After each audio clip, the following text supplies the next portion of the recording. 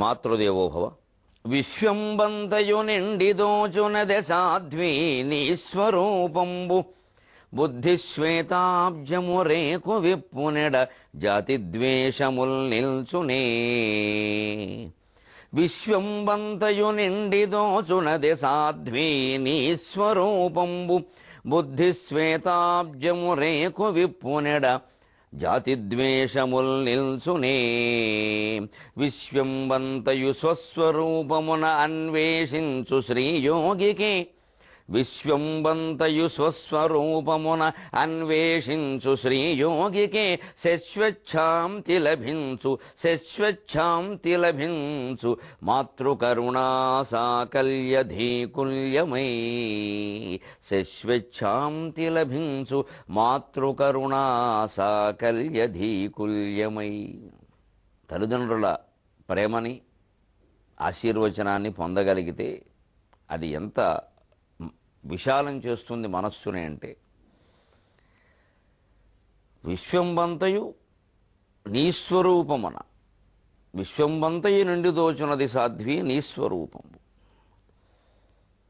మన తల్లి ప్రత్యేకంగా మనకి తల్లి కాబట్టి మన తల్లి అనుకుంటాం. అలాగే మీ అమ్మగారు మా అమ్మగారు అందరూ కలిపితేనే కదా జగన్మాత. జగత్తే మాత. జగన్మాత అంటే జగత్తుకు మాత అని అర్థం చెప్పకూడదు, అదొక రకం తప్పు కాదు, కానీ అదొక రకం జగత్తంతటికే అని. కానీ జగత్తే మాత. స్వదేశో భువనత్రయం అన్నారు. 3 లోకాలు మా ఇల్లు అంటే ఏమిటి? అంచేతను ముఖ్యంగా తల్లిని కోల్పోయిన వాళ్ళు జగత్తంతటినీ తల్లిగా భావిస్తే ఆ తల్లిని విశాలంగా చూడగలుగుతాం. ఇక ఎప్పుడూ కోల్పోయే సమస్య ఉండదు. అందుకే మీకు త్వరలో 1-2 కొన్ని వారాల తరువాత, రేపు క్షీరాబ్ది ద్వాదశి తర్వాత ప్రధానంగా ఈ మాతృ ప్రార్థనలో కూడా ఒక విశేషమైనటువంటి మార్పు మీరు చూడబోతున్నారు. ఇక అది జగన్మాతృ ప్రార్థనగా ఉంటుంది. ఎందుకంటే మన అమ్మని మనం కోల్పోయిన తర్వాత జగత్తులో చూడాలి. కోల్పోకముందు కూడా మిగిలిన జగత్తును మాతృస్వరూపంగానే చూడాలి. అలా చూస్తే అంతా ఒక్కటే అయినప్పుడు మన అన్నదమ్ముల పట్ల, మన అప్పచెల్లుల పట్ల మనం ఎలాగైతే ఏదైనా తగాదా వస్తే ఏ మనవాళ్లే కదా అని వదిలేస్తాము, జగత్తులో కూడా రాగద్వేషాలు అలా వదిలేయగలుగుతాం. విశ్వంబంతయు నుండి దోచునది సాధ్వీ నీ స్వరూపము, బుద్ధి శ్వేతాబ్జము రేకు విప్పునడ జాతిద్వేషములు నిల్చుని. బుద్ధి అనేటువంటి తెల్లదామర పువ్వు వికసిస్తే జాతిద్వేషాలు ఉంటాయండి? ఒకటేగా ఉండాలని మనం కోరుకుంటాం కదా. అందుకే కదా విచిత్రంగా ఒక 6 నెలల కాలం నుంచి సంకీర్ణ రాజకీయాలకి స్వస్తి పలుకుతూ చాలా రాష్ట్రాల్లో ఏకపార్టీ ప్రభుత్వాలు ఏర్పడుతున్నాయి. కేంద్రంలో ఏర్పడింది, మనం సంతోషించాలి. ఈ కిచిడీ ప్రభుత్వాలన్నీ ఒక 40 ఏళ్లుగా, కనీసం 30 ఏళ్లుగా దేశాన్ని ఎలా తినేసేయో మనం చూసాం. ప్రతి వాడు బెదిరించేవాడే. 2 సభ్యులు ఉంటారు, వాడు బెదిరిస్తాడు, నాకు ఇస్తావా ఇవ్వని అన్నట్టు వింటావు. 100 కోట్ల నాయకులు ఎందుకు మింగేసినా ప్రభుత్వాలు చూస్తూ ఊరుకున్నాయంటే ఇందుకే. వాడు బెదిరిస్తాడు, వాడు కాదంటే పార్టీ పడిపోతుంది, ప్రభుత్వం పడిపోతుంది. అది పోయి దేశానికి కూడా మళ్ళీ జరుగుతున్నటువంటి ఎన్నికలు పరిణామాలు చూస్తుంటే భారతదేశం బాగుపడుతుంది, బ్రహ్మాండంగా ఉంటుంది, ఐకమత్యంగా ఉంటుంది. శుభ్రంగా ఒకటే మాట, ఒకటే బాణం, ఒకటే భార్య అన్నట్టుగా రామచంద్రమూర్తి చేతుల్లో ఉన్నట్టుగా హాయిగా ఉంటుంది అన్న సూచనలు పట్టుక పార్థునందు కనపట్టుచున్నవి వేణువేలు. అట్టి సూచనలు పట్టుక పార్థునందు కనపట్టుచున్నవి వేనవేలు. అందుకని పార్థుడు లాంటి ప్రధానమంత్రి ఉన్నాడు కాబట్టి కనపడుతున్నాయి సూచనలన్నీ. ఈ తత్వం ఎలాగైతే ఉందో దాన్నే మనం కాస్త వికసింపజేసుకుంటే ఇతర రాష్ట్రాలు, ఇతర దేశాలు ఏ భావన లేకుండా మానవులందరూ సమైక్యంగా ఉండగలరు. సాటి మానవుడు క్షేమం కోరితే చాలండి, అంతకంటే ఏముంది ఇందులో. విశ్వంబంతయు స్వస్వరూపమును అన్వేషించు శ్రీయోగికి. ఆ విశ్వాన్నంతటినీ మన స్వరూపంలో చూడగలిగితే ఇక అంతకంటే ఏమిటి మోక్షం అంటే? మహాతత్వవేత్తలందరూ ఏం చెప్పారంటే, ఒకసారి చుట్టూ ఉన్న ప్రకృతిని చూడు. ఆ విశాలమైన ఆకాశం, ఆ మబ్బులు, ఆ పెద్ద పెద్ద చెట్లు, ఆకులు, పువ్వులు అన్నీ చూడు, పరిశీలనగా చూడు, సున్నితంగా చూడు, వెంటనే కళ్ళు మూసుకో, లోపలికి చూడు అన్నారు. ఇదే బహిస్తత్వాన్ని అంతస్తత్వం చేసుకోవడం అంటే. ఈ భాగంలో భగవద్గీత ద్వారా మనం అదే చెప్పుకోబోతున్నాం. అందుకే ఈ ప్రార్థన. అంచేతను విశ్వంబంతయు స్వస్వరూపమును అన్వేషించు శ్రీయోగికి. ఆ విశ్వాన్నంతటి మనస్వరూపంలోనే, ఆత్మలోనే మనం చూడగలిగితే జగదానందకారక జై జానకి ప్రాణనాయక. జానకి ప్రాణనాయకులు ఏమిటి? ఎవరి ప్రాణనాయకుడైనా ఆనందంగానే ఉంటాడు. జానకి ప్రాణనాయకుడు అందుకే ఆనందంగా ఉన్నాడు. విశ్వమంతా ఒకటే అనుకున్నాడు కాబట్టి రాజ్యత్యాగం వెంటనే చేయగలిగాడు ఆయన. అలాగే సమస్య వస్తే పరాక్రమించి పోరాడగలిగాడు. ఆ ధైర్యం రావాలి అంటే భగవత్ ప్రార్థనను మనం ఒక ఉత్తేజకరంగా వినియోగించాలి తప్ప ఏదో ఉపయోగాలు, చిన్న చిన్న ప్రయోజనాలు, స్వార్థ ప్రయోజనాల కోసం వాడకూడదు.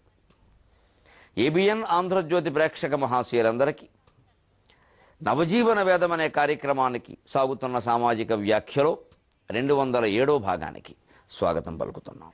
గుణత్రయ విభాగ యోగంలో 14వ అధ్యాయంలో ఈ గుణాల మధ్యలో ఉండేటువంటి భేదాన్ని తెలుపుతూ ఇప్పుడు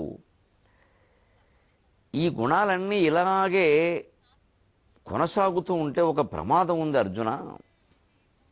మనిషి ఎప్పుడు పోతాడో తెలియదు కదా, అది ఆయన చేతుల్లో లేదు కదా.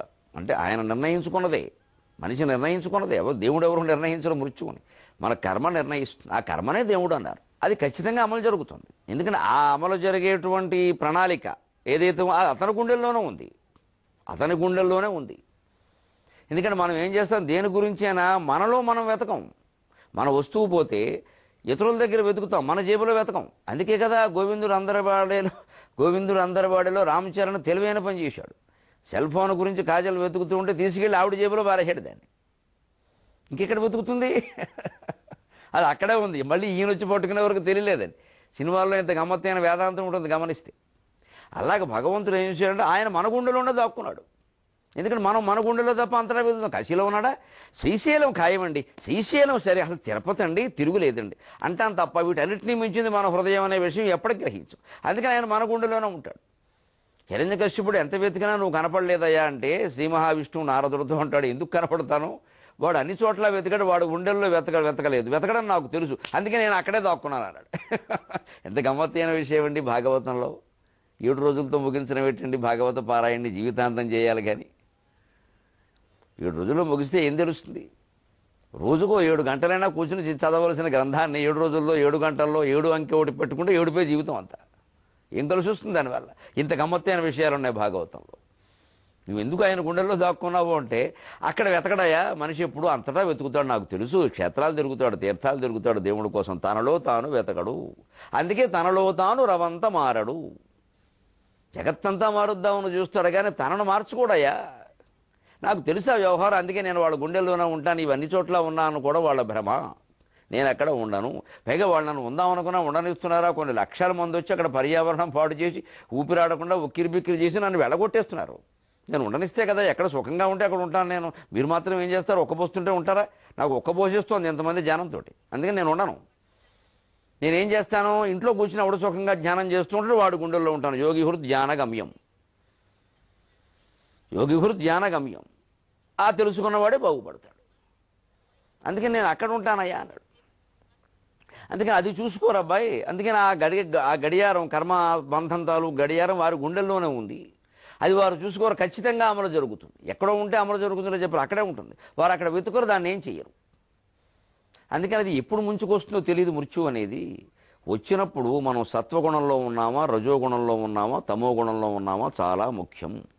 రజసి ప్రళయంగత్వ కర్మసంగిషు జాయతే తథా ప్రళీనస్తమసి మూఢయోనిషు జాయతే.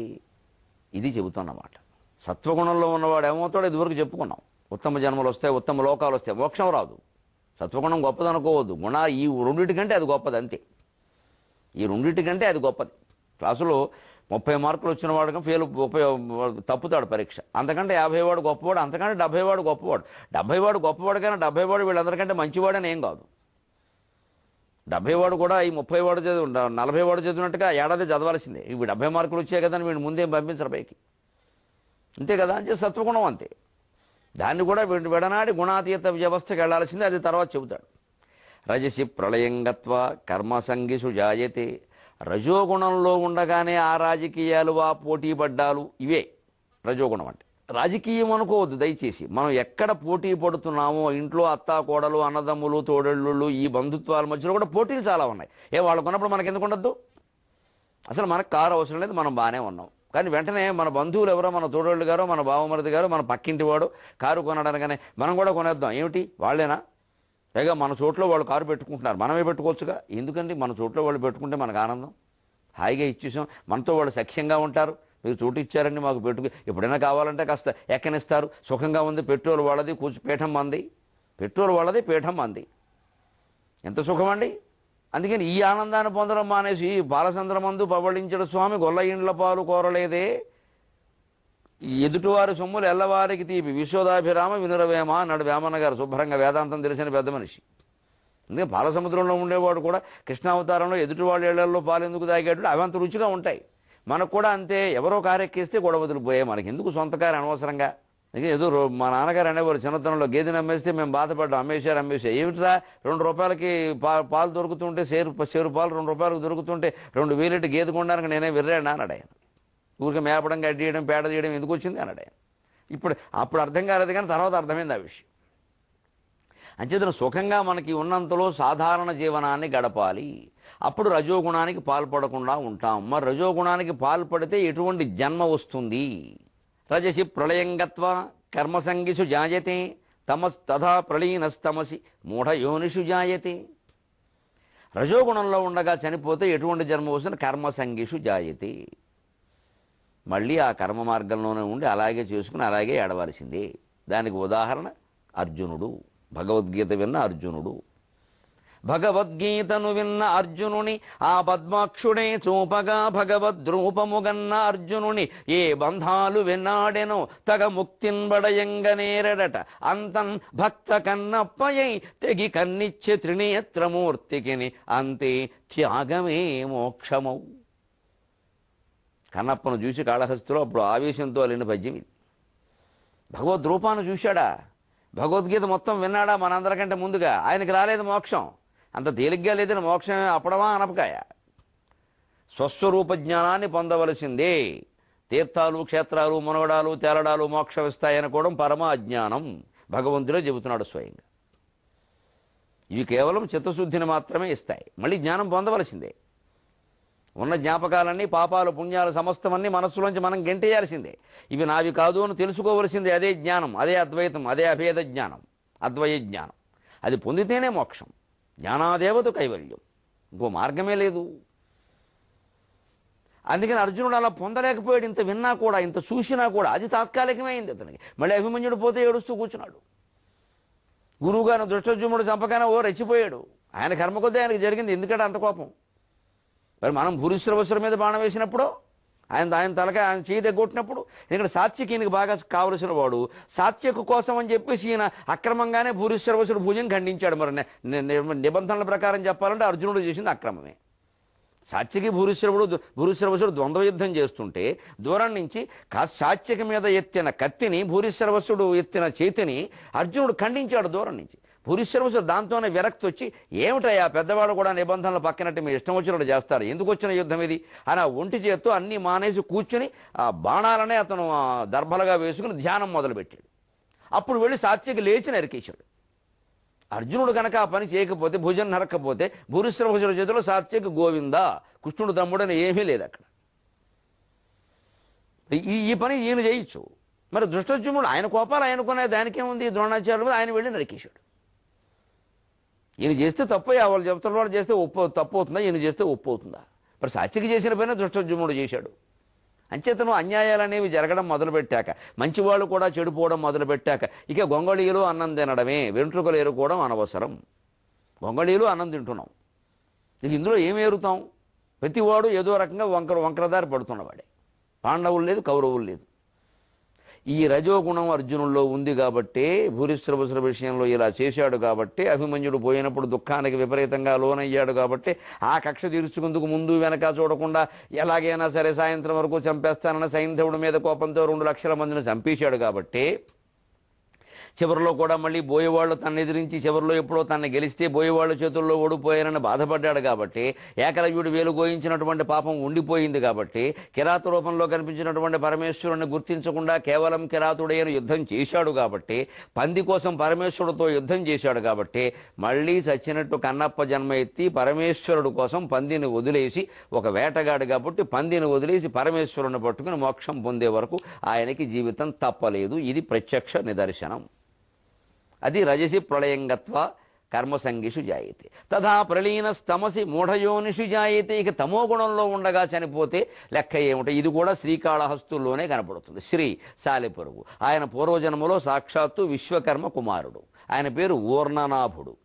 బ్రహ్మదేవుడు సృష్టి చేస్తూ ఉంటే ఏదో తండ్రి మోటార్ సైకిల్ తొక్కుతుంటే పిల్లాడు కూడా తెలియకపోయినా ఎక్కేసి నేను ఏదో తొక్కేస్తా అని కింద పడిపోయినట్టుగా తండ్రి చెబుతున్నా వినకుండా బ్రహ్మ సృష్టి చేస్తుంటే నేను మాత్రం చేయలేనా ఈయనేమో బొమ్మలు భవనాలు సృష్టించడం మొదలెట్టాడు. బ్రహ్మదేవుడు అప్పటికి చెప్పాడు, నువ్వు అతి చేయక ఆగు, కావాలంటే 4 బొమ్మలు బారేస్తాను, ఆడుకో, పిచ్చి పనులు చేయకన్నాడు. అయినా వినకుండా చేశాడు. నువ్వు ఏమిటి వ్యధవేషాలు వేస్తున్నావు, పోయి సాలెపురుగు కింద పుట్టి, నీ పేరు ఊర్ణనాభి కదా, ఊర్ణనాభి కింద పుట్టాడు. వాడు ఏడిస్తే కాళహస్తి కథ ద్వారా మోక్షం పొందుతావు అన్నాడు. ఇది తమోగుణం. అలాగే ఏనుగు, పార్వతీ పరమేశ్వరుడు ఏకాంతంలో ఉన్నారు. ఏనుగు అక్కడ హస్తి అనే పేరు మీద ఒక భటుడు, వాడి పేరు హస్తి. హస్తి అని మనుషులకు పేరు ఉంటుంది, దానికే ఉంది. ఒక భటుడు అక్కడ పార్వతీ పరమేశ్వరుడు ఏకాంతంలో ఉన్నారని చెప్పాడు. ఈయన ఏదో బయట నుంచి వచ్చాడు, అమ్మవారిని చూద్దాం, అయ్యవారిని చూద్దామని. అక్కడ ఉన్న భటుడు, కాపలా భటుడు చెప్పాడు, అమ్మవారు అయ్యవారు ఏకాంతంలో ఉన్నారు, ఇప్పుడు ఎవరిని రానియద్దు. ఊరుకోవయ్యా, నేను వాళ్ళకి చాలా ఇంకా క్లోజ్ అంటాను చూడమా, మా గురువు గారు, నేను అసలు నన్ను ఎప్పుడూ కాదన్నా, నువ్వేంటి ఇక్కడ అని చాలామందికి ఉంటుంది అహంకారం. నిజంగా గురువు పట్ల భక్తి ఉంటే గురువు ఎవరు అక్కడ మనిషిని పెట్టారో అతని మాట మనం వినాలి. ప్రతి వాళ్ళు ముందుకు దూసుకెళ్ళిపోతే కాపలా వాళ్ళు ఏం చేస్తారండి? పోలీసులు అనుకుంటే ఉపయోగం ఏంటి? ప్రతివాడు ఓ విజిటింగ్ కార్డు చూపించి నేను ముఖ్యం అంటే కాపలా పెట్టిన కానిస్టేబుల్ ఏం చేస్తారండి? అదిగో కానిస్టేబుల్ పక్షాన ఉంటాడు భగవంతుడు, ఈ విఐపీల పక్షాన ఉండడు. అందుకని అక్కడ ఖచ్చితంగా తోసుకుని లోపలికి వెళ్ళిపోయాడు. ఒళ్ళు మండింది పార్వతీదేవి, మదం ఎక్కిందా, మత్యాభమే పుట్టని చెప్పించింది. అది కాళహస్తిలో ఏనుగు. ఆ పైన పాము, శివ కుబేరుడు, యక్షుడు బ్రహ్మాండమైన శివపూజ చేస్తున్నాడు. శివుడు ఆనందిస్తున్నాడు. అందరినీ రమ్మని చెప్పాడు. ఒక్క భటుడు ఎగ్గొట్టాడు, ఎందుకంటే కొత్తగా పెళ్ళయింది వాడికి. పెళ్ళాం కాలక్షేపంలో ఉన్నాడు. పెళ్ళైన మొదటి సంవత్సరం భార్య మాట భర్త వింటాడు, కొత్త మోజు కదా, కొంగొట్టుకు దొరుకుతాడు. 2వ సంవత్సరం భర్త మాటే భార్య వింటుంది, తప్పదు, ఇంకా సంసారంలో పడింది. ఇక 3వ సంవత్సరం నుంచి వీళ్ళిద్దరూ ఒకరి మాట ఒకరు వినరు. ఇద్దరు మాటలు ఇరుగు పొరుగు వింటూ ఉంటారు. బోడు కాలక్షేపం. ఎవడు సంసారం ఎవడికి తెలియదు కనుక. అందుకని వీడు కొత్తగా పెళ్ళైన సంవత్సరం కదా, మా ఆవిడ అని చెప్పి యజమాని కబురు చేసినా సరే వెళ్లకుండా ఉద్యోగం మానేశాడు. డ్యూటీ అది, శివపూజ కాదు, డ్యూటీ, బాధ్యత. ఇది బాధ్యతలు మానేసి ఇలాగా ఈ లైంగికమైన వ్యవహారాల్లో మునిగిపోయి ఉండకూడదు. దాన్ని తమోగుణం అంటారు. తమోగుణానికి అధిపతి రాక్షసుడు, నిరుతి మూల నైరుతి. అందుకే దంపతులు తమోగుణంలో పడగదిలో పడుకోవాలంటారు. అది వాస్తు, అంతకంటే ఉద్దేశం వెళ్ళి. అందుకని ఈ తమోగుణానికి లోనయ్యి శివపూజను మానేశాడు కాబట్టి శివుడు స్వయంగా శపించాడు. కుబేరుడు కూడా, నువ్వు తమోగుణం పామై పుట్టాను. ఇది కాళహస్తుడు. అర్థమైపోయింది కదండి. అంచేత మనం ఈ 2 గుణాల నుంచి తప్పించుకుని క్రమంగా సత్వగుణానికి ఎదిగి క్రమంగా కొంతకాలానికి దాన్ని కూడా తప్పించుకోగలగాలి. ఎలా తప్పించుకోవాలి? ఒక వైరాగ్యం మనస్సులోకి రావాలి. ఎటువంటి వైరాగ్యమో ధూర్జుడు చెబుతున్నాడు. నిన్నం చూడరు మొన్న చూడర జనులు నిత్యంబు జావంగా ఆ పన్నుల్ గన్న నిధానమయ్యడి ధనభ్రాంతిన్ విసర్జింపలేకున్నారు. ఎన్నడు నిన్ను గందురిక మర్త్యుల్ గొల్వరేమో నిను చిన్నం బుచ్చక బ్రోవకుండు నెడలన్ శ్రీకాళహస్తీశ్వర. చిన్నం బుచ్చక బ్రోవకుండు నెడలన్ శ్రీకాళహస్తీశ్వర. మనం అన్నీ చూస్తూ కూడా వైరాగ్యం తెచ్చుకోమండి. అసలు వైరాగ్యం తెచ్చుకోవడం అనేది ఓ చేతకానితనం కింద మనకు భావన ఉంది. ఇటీవలది ఆధ్యాత్మికమైన ఛానల్స్ బాగా పెరగడం, మా బోటుగా లేవు, కాస్త మంచి మాటలు చెబుతూ ఉండడం, యువతరం కూడా హాజరవ్వడం, యువతరం ఆధ్యాత్మికతకి బాగా ప్రాధాన్యం ఇవ్వడం, అనేక రకాల పత్రికలు, ఆంధ్రజ్యోతిలాగా అనేక రకాల పత్రికలు, వాటిలో ఈ ఆధ్యాత్మిక భావాలు యువతరానికి నేర్పడం కోసం ప్రత్యేక ప్రయత్నం చేయడం, ప్రత్యేకించి నవజీవన వేదం కార్యక్రమం, ఇలాంటి వాటి ద్వారా యువతరంలో చాలా మార్పు వస్తుంది. అందుకని ఏం నేర్చుకోవాలంటే మనం నిన్నం చూడగా మొన్న చూడర జనులు నిత్యంబు చావంగా. ఇన్ని రకాల ప్రమాదాల్లో, దుర్మరణాల్లో, హత్యల్లో, ఆత్మహత్యల్లో ఎంతమంది చనిపోతున్నారండి? ఎవరికైనా ఖాయం ఉందండి వాళ్ళ జీవితం? ఆ పన్నుల కన్నా నిధానమయ్యడి ధనభ్రాంతిని విసర్జింపలేకున్నారు. అయినా సరే డబ్బు మీద భ్రాంతిని విడిచిపెట్టలేకపోతున్నారు. అది విడిచిపెడితే కానీ ఈ రజస్తమో గుణాల యావ పోయి సత్వగుణంలోకి మనం వెళ్ళవాలి. సాధారణంగా సత్వగుణ సంపన్నులైన వాళ్ళు డబ్బు మీద అంత భ్రాంతితో ఉండరు. ఏదో దాన ధర్మాలు చేసేస్తారు. కాకపోతే వాళ్ళకు కూడా కొంచెం దాన ధర్మాలు చేస్తున్నాం అనే అహం ఏదైనా ఉంటే ఉండొచ్చునేమో, పర్వాలేదు, అది కొంచెం అంత ప్రమాదకరం కాదు అది. కానీ అది లేని వాళ్ళకి ఆ సత్వగుణం లేకపోతేనండి అస్తమాను పోటీలు పడడం, పోటీల కోసం ఖర్చు పెట్టడం, కోడిపందేలాగే అన్ని జీవితం అంతా కోడిపందేలే. ఇటు విర్రావేశంతో లక్షలు కాసేయడం. అలాగే తమో గుణంతో ఇందాక చెప్పిన కాళహస్తుల కథలాగా ఏవో వెర్రి పనుల కోసం విపరీతంగా డబ్బులు ఖర్చు పెట్టడం. ఈ తమో గుణమేనంటే అయితే i6 ఫోన్ వచ్చిందా, దాన్ని మొదటి రోజు కొనాలా, మొదటి ఫోన్ నాకే కావాలా, అందుకోసం మూతిపళ్ళు రాలగొట్టుకుంటామా, ఎన్ని వేలైనా ఇవ్వడానికి సిద్ధంగా ఉంటాం. ఏమిటండి ఆ పిచ్చి తమో గుణం కాకపోతే? ఇప్పుడు తర్వాత కొంటే ఏమైంది? మొదట కొన్నవాడికి ఏమైనా ఎక్కువగా పనిచేసి తరువాత కొన్నవాడికి ఏమైనా తక్కువగా పనిచేస్తుందా? ఎందుకు ఈ పిచ్చండి? i6 నేనే కొన్నా అని. పైగా నాయకులు కూడా శుభ్రంగా వాళ్ళ కుమారులు కూడా నుంచి మేము కొన్నాం. ఇదే అండి నాయకుల ఆదర్శం? మంచి పనులు చేయడమా, ఈ పిచ్చి పనులు చేసి జనాన్ని రెచ్చగొట్టడమా? ఎప్పుడూ నాయకులు, గాయకులు, కళాకారులు, గొప్పవాళ్ళు, లోకంలో గొప్ప ప్రచారం ఉన్నవాళ్ళు లోకాన్ని సాధారణ మార్గం వైపు, నిరాడంబర మార్గం వైపు, భక్తి జ్ఞాన వైరాగ్యాల మార్గం వైపు నడిపించాలి. భోగాలు, వ్యామోహాల మార్గం వైపు నడిపించకూడదు.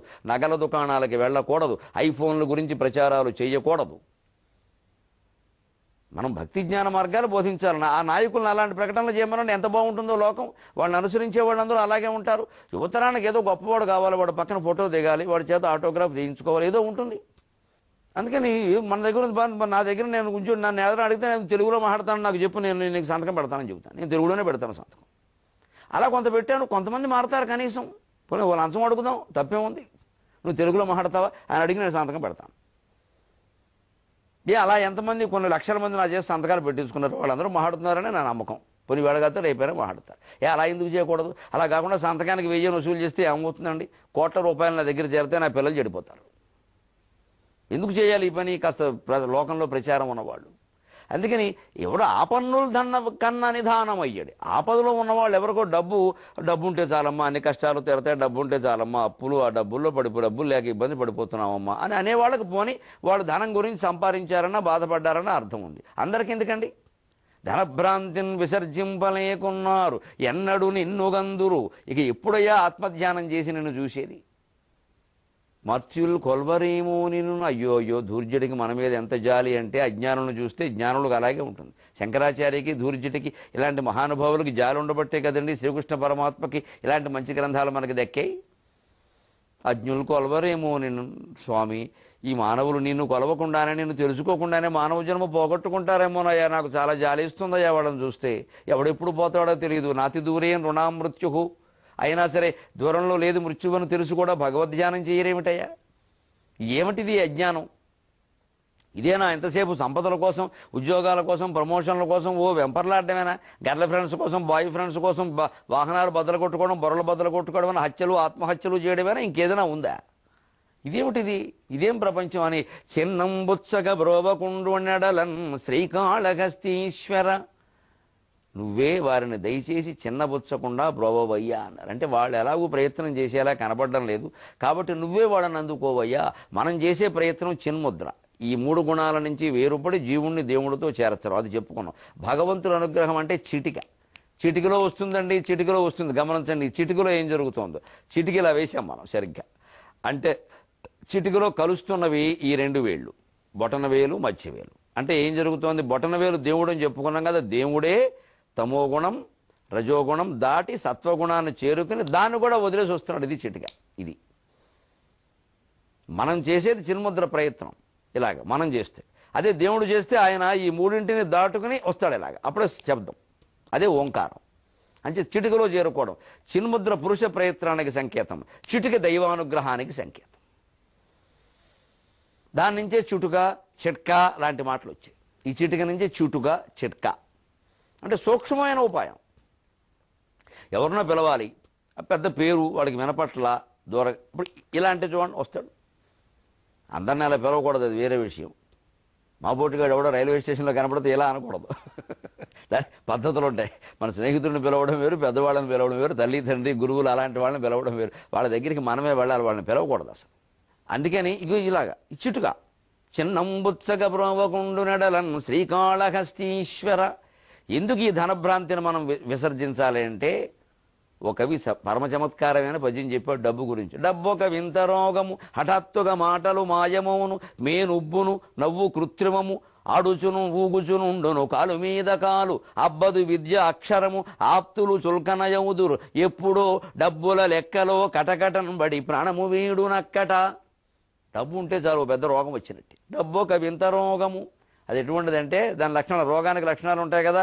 ఏదో కళ్ళు మూయడండి, కళ్ళు తెరవడండి, చెవులు ఆడుతూ ఉంటాయని చెప్తారు కదా. అలాగే డబ్బున్న వాడికి రోగం ఏమిటంటే హఠాత్తుగా మాటలు మాయమవును. అంతవరకు బాగా మాట్లాడేవాడు కూడా మాట్లాడడం మానేస్తాడు, ముక్తసరిగా మాట్లాడతాడు. ఎందుకంటే ఎక్కువ మాట్లాడితే చనువు పెరిగి అప్పడుగుతారేమో అని భయం.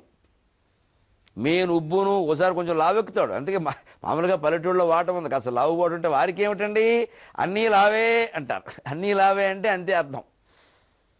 కూర్చోవడం అలవాటు అవుతుంది, పని చేయడం ఉండదు. ఇంకా నౌకలు చేసి చేయించుకుంటే సహజంగా లావెక్కుతాడు.